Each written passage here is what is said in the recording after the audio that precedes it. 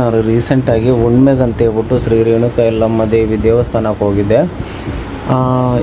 ಸಾಯಂಕಾಲದ ಸಮಯದಲ್ಲಿ ನಾನು ದೇವಸ್ಥಾನದ ಪಶ್ಚಿಮ ದಿಕ್ಕಿನಲ್ಲಿ ಕುಂತಿದ್ದೆ.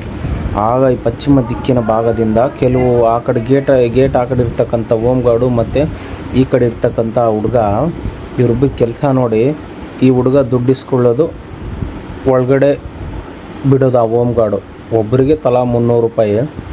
ಮತ್ತು ಅದಾದಮೇಲೆ ಗೇಟ್ ಮೇಲ್ಗಡೆ ಕಾಣ್ತಕ್ಕಂಥ ಭಂಡಾರ ಅದು ಉಗ್ಗೋದು, ಅಲ್ಲಿ ಜನಗಳು ಚಿಕ್ಕ ಮಕ್ಕಳೆಲ್ಲ ಹತ್ಬಿಟ್ಟು ಅದೇ ಭಂಡಾರನ ಬಳ್ಕೊಂಡು ಹೋಗೋದು ಮತ್ತು ಮಾರೋದು. ಈ ಹುಡುಗ ನೋಡಿ ಅವ್ರ ಹತ್ರ ದುಡ್ಡು ಕೇಳ್ತಾನೆ, ಎಷ್ಟು ಕೊಟ್ಟರೆ ನಾನು ಒಳಗಡೆ ಬಿಡ್ತೀನಿ ಅಂತ ಹೇಳ್ಬಿಟ್ಟು. ಆ ವ್ಯಕ್ತಿ ಕಡೆ ಕಾಸಿಲ್ಲ, ಫೋನ್ಪೇ ಮಾಡ್ಕೊಂಡ್ಬಿಟ್ಟು ಕರ್ಕೊಂಬರ್ತಾನೆ. ಇವಾಗ ಇಂಥವ್ರ ವಿರುದ್ಧ ಅಲ್ಲಿ ಜಿಲ್ಲಾಡಳಿತ ಮತ್ತು ಅಲ್ಲಿ ಸ್ಥಳೀಯ ಆಡಳಿತ, ಅಲ್ಲಿ ವ್ಯವಸ್ಥಾಪಕರು ಏನು ಮಾಡ್ತಾ ಇದ್ದಾರೆ ಅನ್ನೋದು ನಮಗೆ ಗೊತ್ತಾಗ್ತಾ ಇಲ್ಲ ಅಲ್ರಿ. ನಿಮ್ಮ ಕೈಲಂತರೂ ಅಭಿವೃದ್ಧಿ ಅಂತರೂ ಮಾಡೋಕ್ಕಾಗಲ್ಲ. ಇಂಥ ನೀಚ ಕೆಲಸಕ್ಕೆ ಏನಕ್ಕೆ ಇಂಥವ್ರಿಗೆ ಸಪೋರ್ಟ್ ಕೊಡ್ತಾರೆ? ಇದಂತರೂ ಆಡಳಿತ ಮಾಡೋರು ಗೊತ್ತಿರೋಲ್ಲ. ಆ ಗೇಟ್ ಆ ಕಡೆ ಇರೋ ಯಾವ ಗೂಗಲ್ ನನ್ನ ಮಗ ಹೋಮ್ ಗಾರ್ಡ್ಗ ಅವ್ನಿಗೂ ಗೊತ್ತಾಗಲ್ವೇನ್ರಿ?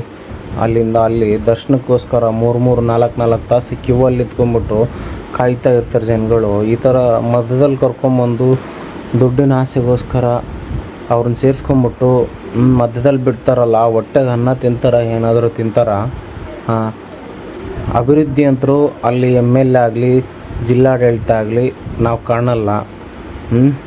ಬೇಕಾದ್ರೆ ನೀವೇ ನೋಡಿ, ಈಗ ಮುದುಕ ಗೇಟ್ ತೆಗ್ದ, ಆ ಮುದುಕನಿಗೆ ಇವ್ನಿಗೆ ದುಡ್ಡು ಕೊಡ್ತಾನೆ ಈ ಹುಡುಗ. ಅದಾದಮೇಲೆ ಮತ್ತೆ ಹೋಮ್ ಗಾರ್ಡ್ ಬರ್ತಾನೆ, ಹೋಮ್ ಗಾರ್ಡ್ ಕೂಡ ದುಡ್ಡು ಇಸ್ಕೊಂಡು ಹೋಗ್ತಾನೆ. ದಯಮಾಡಿ ಬೆಳಗಾವಿ ಜಿಲ್ಲಾಡಳಿತ ಮತ್ತು ಸವದತ್ತಿ ತಾಲೂಕು ಆಡಳಿತ ಇದರ ವಿರುದ್ಧ ಕ್ರಮವನ್ನು ಜರುಗಿಸಬೇಕು.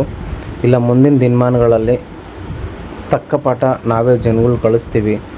ದಯಮಾಡಿ ದೇವಸ್ಥಾನದ ಆಡಳಿತಗಾರರು ಇಂಥವರ ವಿರುದ್ಧ ಕ್ರಮ ಕೈಗೊಳ್ಳಬೇಕೆಂದು ನಮ್ಮಿಂದ ವಿನಂತಿ. ನೋಡಿ ಹೆಂಗೆ ಇಸ್ಕೊತಾರೆ ನೋಡಿ ಹೋಮ್ ಗಾರ್ಡು. ಅಲ್ರಿ, ರಕ್ಷಣೆ ಮಾಡಬೇಕಾಗಿರ್ತಕ್ಕಂಥ ಒಬ್ಬ ಹೋಮ್ ಗಾರ್ಡು ದುಡ್ಡಿನ ಆಮಿಷಕ್ಕೋಸ್ಕರ ಈ ಥರ. ದಯಮಾಡಿ ಇಲ್ಲಿ ಸವದತ್ತಿಯ ಪೊಲೀಸ್ ಇಲಾಖೆ ಇಂಥವ್ರ ವಿರುದ್ಧ ಕ್ರಮ ಜರುಗಿಸಬೇಕಾಗಿ ತಮ್ಮಲ್ಲಿ ವಿನಂತಿ. ಅಲ್ಲಿ ಜಿಲ್ಲಾಡಳಿತ ತಾಲೂಕು ಆಡಳಿತದಿಂದ ನಾವು ಅಭಿವೃದ್ಧಿ ಅಂತರೂ ಕಾಣಲ್ಲ. ಇಂಥವರ ವಿರುದ್ಧವಾದರೂ ಕ್ರಮವನ್ನು ಜರುಗಿಸಿ.